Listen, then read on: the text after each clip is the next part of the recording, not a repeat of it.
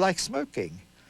You smoke a cigarette, you don't drop dead, but you may develop some real problem in 20, 30 years' time. James Mariansky is a biologist who oversees biotechnology at the Food and Drug Administration, the federal agency that polices food safety. We are convinced that the foods that are out there are safe for consumers. There are no long-term human health safety tests required for these foods, correct? That's correct. Why is that? Because these are foods that we're well familiar with. These are crops, soybeans, corn, potatoes. We know a lot about those and have a lot of experience with them. In short, FDA generally considers gene-spliced plants to be the same as the original. But up until now, the 10,000 years of agriculture, nature has imposed rules. You can't cross a tomato with a flounder in nature. Nature won't allow it. And now we're breaking all of those rules. They are putting pieces of DNA, which is the same in all organisms, together. And it turns out that the genes function in the plant the same as they functioned in the source that they were derived from. If that sounds comforting, you should know that the federal track record on biotech safety is less than perfect. Last fall, 300 corn products were pulled from supermarket shelves because they might have been contaminated with a bioengineered corn not approved for humans to eat. The EPA had okayed the corn, trade name Starlink, for animal consumption. There were worries that the genetic modification in the corn could cause allergies in people. But America's vast agriculture system couldn't keep Starlink separate. It was mixed in with most everything else. 6 months later, grain processors, including Archer Daniels Midland, are still testing for Starlink to reassure consumers that American corn is safe. Consumer advocate Andrew Kimbrell says Starlink is a warning that federal food safety law hasn't caught up with biotech. Right now we've got 8 different agencies regulating biotechnology under 12 different laws. None of them having been passed with biotechnology in mind. These are laws that are 30 years old, 40 years old, 50 years old, when biotechnology wasn't even invented yet.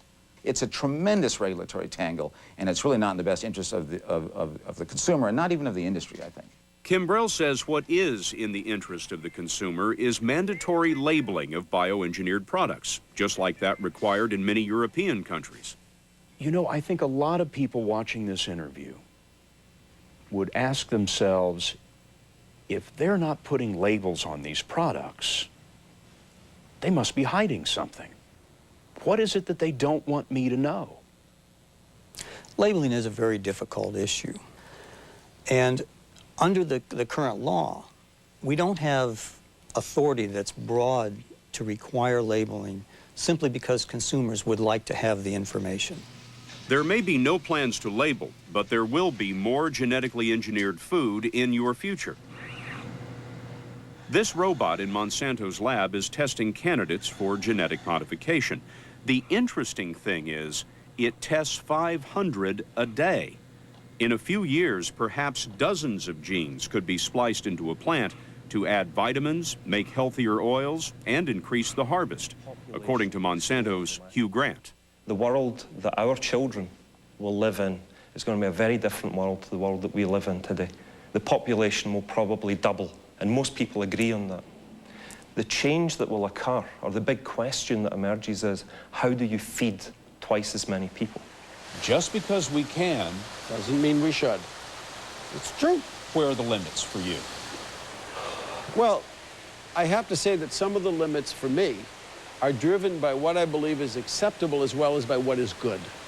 Is there an ethical question that's involved with moving a gene from a flounder to a tomato? No, I don't believe that there is an ethical one because, as I pointed out, most of our genes are shared between all organisms. The FDA is now reviewing Elliott Intis's Super Salmon. Approval is expected in 2 years when Intis believes that shoppers will accept them. I take a look at what happens in the grocery stores, and I don't see the stampede away from genetically modified foods. That has not happened. How would they know? That people do have a general understanding that, in fact, much of their food is genetically modified. And you know something? Chicken Little has got all these warnings about the sky falling because of genetic modification. But, folks, I got to tell you, it's been 10 years. The sky hasn't fallen.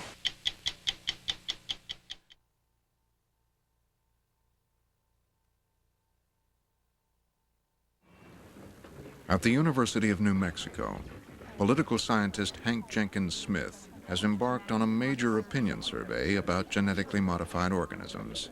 Do you currently eat any genetically modified foods or foods that include genetically modified ingredients? How do you feel about the following options? He wants to know if we are likely to reject GMOs, like the Europeans. Genetically modified crops may be the only way to feed. The stakes are high. Food is such an intimate thing for most people. We consume those items. We take them into our bodies. We're dependent on the producers of those foods to make sure that they're safe, that they are of high quality. That's what makes it such a fascinating public policy question.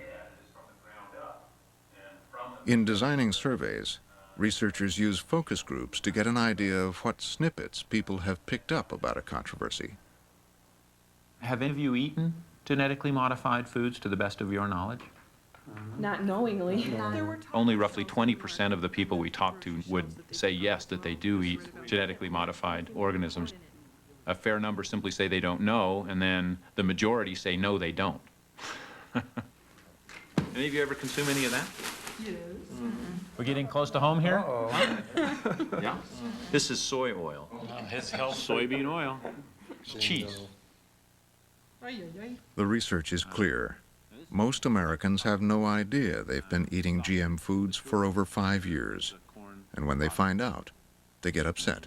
And this is And why weren't we allowed to be in on that? Yeah. What is it going to do to my daughter? What is it going to do to my 8-year-old little boy when he, for reproducing later on? Is there going to be a problem? A key element of any controversy is trust. Europeans didn't trust their regulators. What about Americans? The Department of Agriculture, interestingly, gets quite high ratings of trust. On a scale of 0 to 10, where 0 is not at all trusted and 10 is completely trusted, they rank close to a 7. And we don't see agencies that get that high very often. Not far behind them comes the FDA. Suppose a spokesperson from the U.S. Environmental Protection Agency said the risk. But as happened in Europe with mad cow disease, trust in regulators can be lost overnight. It's a critical time. If there were to be some event that galvanized public concern, you can change an issue like this substantially, as 3 Mile Island did, for example, with the nuclear technology policy debate. We haven't seen such a thing yet. More than half of the human And if it were to happen, it could be devastating. To the best of your knowledge, have most scientists concluded that genetically modified foods are unsafe for human consumption, safe for human consumption, or they haven't yet reached the conclusion?